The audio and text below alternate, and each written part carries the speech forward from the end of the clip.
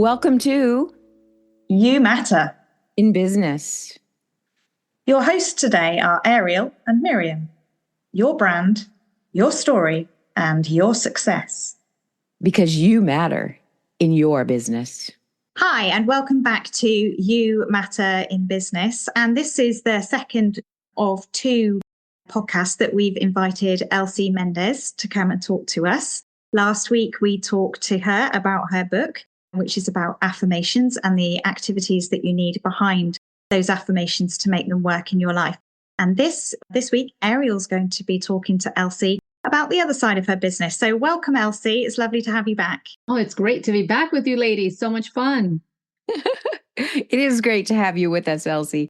You know, last week we talked a lot about some of the inner challenges in using affirmations as a way of being more growth oriented in our business and in our personal lives. You also do something else. So I wanted you to tell us a little bit about LegalShield and how that has helped the community and other business women owners. Yes. So kind of explain that a little. Yeah. So a few years ago, my husband and I came across this company, LegalShield, and it was great for us because we have always been involved in the community. As a pastor, we have families come through us with serious problems. And sometimes it's more than just praying for someone. And I believe firmly in prayer, but there's life situations and people were needing, and we didn't know where to send them to. So it may have been a mother saying, my child's been arrested, or a couple gone through counseling and, they just decide we've got to part ways and things like that. So this aligned well with us, and especially with women. I love working with women because we're the hub of the home, right? We are the central nervous system of the home. If you can get to a woman, she'll be able to talk to the kids and the husband, and she'll be able to take care of a lot of the affairs. And I may be generalizing, and some people out there would be, I don't agree with that. But just in my experience, that's what happens. I can sit with a lady and start talking, and she can connect how the services can help them. So LegalShield just gives them access and makes it affordable for them to have legal representation or identity theft protection in their homes. And we're nurturers. We want to, naturally protect our family and make sure that they're well and protected and secure. Sounds good. Explain to us a little bit, or talk to us about the positive influence that you have seen LegalShield with others, obviously without exposing any personal information, but how has this impacted the lives of others that you have worked with? I work a lot with business owners, women who have, businesses. Many, sometimes, people want to take advantage. They think you're just new at this, so they won't know. They get a contract, a lease, because we're excited. We want to get into a business. We get this lease. We have a beautiful storefront, and then we don't realize what we're signing. So I've been able to help many. I think that's a very common. It's probably in the top 3 problems where they're signing leases and they can't get out because business didn't go well, or there's a clause in there with some repairs that they didn't know that they had to handle. So I saw it after. In some cases, people had already signed and then it was harder. But for those people that have it prior to that, to have the lawyers read it, the woman feels amazing. Says, Elsie, it was great. They read over it. I feel so empowered. I called my landlord and we made some changes to that, right? So that's one way. The other way is the unlimited advice, having somebody call. I've had people call me back and say, thank goodness I called the lawyer. I was just going to make the biggest mistake by getting into partnership with this person. I found out this, and this, right? That's really important. I had one case, and they're a local person. I'm not going to say names or anything, but there was an accident. Somebody died in the accident driving at night, hit somebody. Turns out to be a homeless person, may have been suicidal or something like that in our community. And panic, right? You kill someone at that time. Just total panic. Didn't know who to call. Called a friend. The friend said, call a lawyer. She remembers because we give him a little key fob. She had a little key fob and remembered, oh my goodness, I have LegalShield. Call them. They met it immediately. She had a lawyer on the line that talked to the officer, handled everything, just talked her through the whole process. And she was okay. Nothing came of that. Obviously, they had to take the car in, check it out. They had to go through that, but they didn't question her during that time when she was at her highest, level of nervousness and incriminate herself. And she is there to tell about it and give that testimony. of how awesome she felt after. And she said, I'll never be without my, back then, I think she got it at $24.95 plan, something like that. Wow. That gives you that kind of assurance. It's almost like an insurance policy then, isn't it? It's a legal insurance policy. There's someone there should you need them. And that's a good comment you make, because actually it's better than that. Because an insurance is when something happens, right? I want my women to call prior to, before you sign that document, right? Before you're going to make that decision, get your will done, prior. So it's we have a preventive side to our service that you want to do it before. And then we do have the reactive, which we have the emergency button like her, where she needed. If you have a traffic accident and somebody's hurt, you want to get on there. If DCF is at your door, you can have 24/7 a lawyer there for you for emergency situations. So for me, it makes me feel safe. And I know that women out there will appreciate that as well.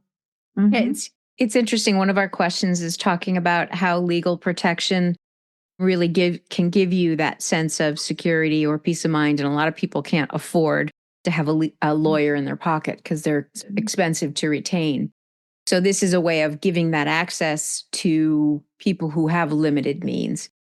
But tell us how this has helped, which you kind of just answered the question, but it was like, tell us how this has helped women. But I know you align very much with helping women. And I know my business and Miriam's business, that's one of the reasons that we're putting together that workshop series is we share very, very similar values. So how does that value come across in both those different avenues of business? You have the authorship and then you have the service that you offer. I'm an educator, 25 years. For me, it's very important for people to know, to have information. So I see LegalShield as, I just want people to know that there's a way that you can do this, okay? If you have the means, if your brother's a lawyer, if you are blessed with those resources, go for it. Make sure you have it, right? It feels empowering. But for most of us that don't have it, women, we need to have that, right? Because we need to protect ourselves, learn our rights, know, many things that we can use that for. But when you think of the book, it went along, it aligned, it helped me be confident and assured and say, you know what, we can affirm ourselves. Yes, I've been through abuse, but it doesn't mean I have to let another man come and abuse me. I need to know my rights, right? Yes, I may have, a misstep with raising my kids. Maybe I made a wrong decision, but you know what? I've learned and now I know the rights and now I know how to empower myself and my kids. So that strong mind, it transfers over into, hey, I don't want my ladies to be out there unprotected. Okay, we need to take care of ourselves. And this is a way that we can do it affordably, even if you don't have big pockets, even if you don't have a sugar daddy. The reality is whenever a legal issue comes up, there's usually a ton of emotions connected to it. The woman that ran into somebody. I mean, I don't even know if I could drive after someone, the amount of emotions that would create, let alone having to deal with the legalities of it. If you're in an abusive situation, there are so much distortion. Having to try to get a lawyer that's really got your back is very difficult and you can end up, and I'll go from my own experience, but I had I can't even remember what they were called, but they did work pro bono for the poor people because I was a poor person at the time. Legal aid. Okay. So I got one of those lawyers and ended up signing a contract because my husband at the time, I'll just leave that alone, but it was not to my children's best interest. And my lawyer said nothing. He says, if you both can agree, it's fine. It without looking at the fact that this was going to, basically, I wasn't allowed to leave the state of Florida with my children until they were 18 years old, which is really kind of stupid, considering he was the abuser. But it was a trade. My mother could take them out of state, but I couldn't. So it was really kind of retarded. But anyway, so I can, from a person who's gone through the lower end of the legal system, having that protection and getting a lawyer that will actually stick up for you is crucial. I just had recently one of my newest clients, I think maybe a couple of weeks ago, she tells me, I need this because I can't believe this. I need this. My husband and I wouldn't have to go through a divorce. It's just not healthy. And obviously I hate that, but it is what it is. And She tells her, you know what he told me? He told me that you can't afford a lawyer anyway. So he didn't know, obviously, that she had the LegalShield, contact. I was so upset. I'm like, how dare you just, say that and already put that in her mind. So most women, if they say that, they're going to say, that's right, I don't have for a lawyer. So I'm going to, take your abuse, or I'm going to have to Google my rights or figure something out. Yeah, it's sad when you hear all the stories and struggles that we go through. Men too. I mean, men too. But I just identify as a woman with more women. Yeah. Yeah. And we are emotional beings, more so. I know plenty of men that are just as emotional, if not more emotional. So it's just a general statement, but we definitely can be in the middle of a crisis. I usually crash after the crisis. I'm one of those who I rise to the crisis and I get us through it. But on the other side, I'm like total waste of, I'm like, it'll trash me for, depending on how big the crisis is, for quite some time, it will drain me. So each of us has a strength and a weakness. But when you have that other level of support system, whether it be a life coach, whether it be a mentor, whether it be your own personal affirmations, I mean, all of those things really help give you tools and strategies to get through the hard parts of life, because they come whether we like them or not. Right. So, and we know that you need to have a good CPA, right? Always in your life, ladies, always have a good CPA, have a good lawyer. I mean, the wealthy have it, right? Have those. And then obviously your insurances, because that's just a mandate. And that'll get you through a lot of things. Make better informed decisions. Good advice. You are right. Now, how do you balance out all of these things? So you have a book that you're working on sharing with the world. You're writing another one. You are very active in sharing the LegalShield and what it offers for the community. And you do other things for the community. You work with the Spanish Chamber, I believe. So you work with all these different things. And then you have children, grandchildren, husband, who you obviously want to create passion with, which takes time. How do you find balance in all of that agenda? So I learned through a mentor that we cannot balance life, that we have to prioritize, because they used to frustrate me when I would think I should have the same amount of time. I'm not spending enough time with this and I'm not giving enough time to that. If I hit the big rocks, if I hit my priorities, then everything's in line, right? My family knows that it's not that I don't want to be with them, but when I give them the time, like we're going to go away, I just got a cabin for 4 days for the family. We're all going to go there. I mean, I'm taking my entire family. You don't have to worry. Just bring the kids. It's paid for. That's a chunk of time, right? But I don't see them every day. One of my affirmations, I am a loving and supportive mother. And when I say that every day, I remind myself, give them a call, send them a text, tell them you love them. I'll just call them and leave a message like, I just called to say I love you. Little things like that, right? Because I cannot be with her. I'll be honest.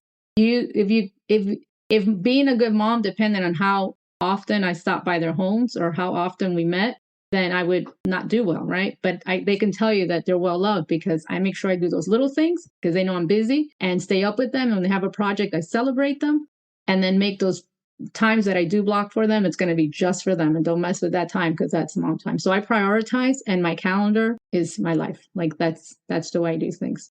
And also make sure that things align. Like you ladies came into my life, and I'm thankful for that because it aligns with our our purpose, right? The audience kind of that we can work together.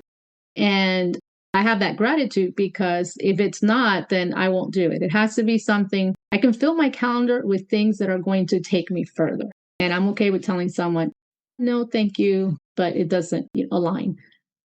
And that's really important, Elsie. You're absolutely right. It's to understand exactly what's important to you and make sure that you make that a priority, because a lot of the time in life, we get sidetracked and we end up living someone else's dreams or dancing to someone else's jig, doing things that other people want us to do, and actually don't forward our priorities, work towards our goals. And we lose sight of the most important things in life. And each of us have different things that are important to us. And nothing is, and they change over time. What was important to me as a teenager is completely different to what was important to me when my children were small. And now that my children are a little bit older, our priorities change, and it's really important to realign our priorities with where we are in life. And it's always a good thing to revisit that and make sure that you're absolutely right, that everything that we're doing is aligned to our priorities. And that doesn't mean to say that we're selfish. It doesn't mean to say that we can't help other people or be there for someone that's in need. But if we are constantly being pulled in other directions, we can't do the best on the things that are the most important to us. And that's really important. So thank you for that message. I think that was really good. I liked how you brought up time blocking, because it's an interesting way of looking at time and looking at priorities that not everyone does in their schedule. And the more I've learned about that, the more interesting it is to me. I do sort of a version of that where I have certain days for certain activities, because I have multiple tasks to do in addition to the branding photography. So I also understand having that, you're wearing, 6 different hats sometimes. So, but I love the process of taking your time, looking at it. It's a gift. You got 24 hours, and what's important and how do you fit it all in? And we've all heard that story where the guy takes the bucket and he pours sand in. Yeah.